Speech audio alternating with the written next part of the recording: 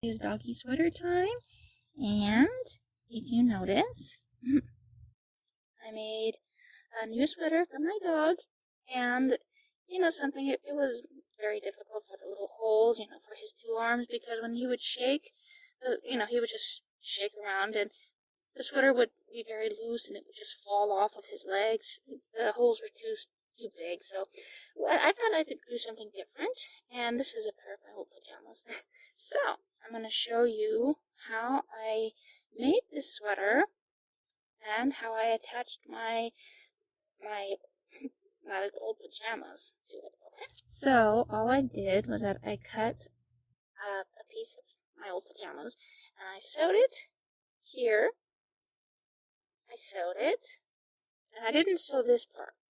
I only sewed the top and the bottom, so that when he puts his legs through, all he does is that he puts his legs through here. See?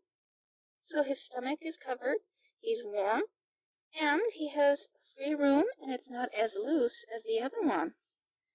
So, let me go get him, and you can see how handsome he looks in it. And he's not that excited. Do you want to try your new sweater? Yeah. Come on, baby. Let's try it on. Oh, he's already so handsome. Okay, we turn it over.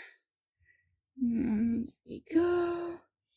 Okay, use one of her paws.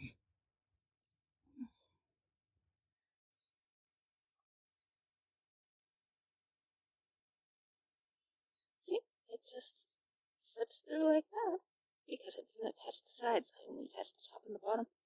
And then your other paw. Oh, he's such a good boy.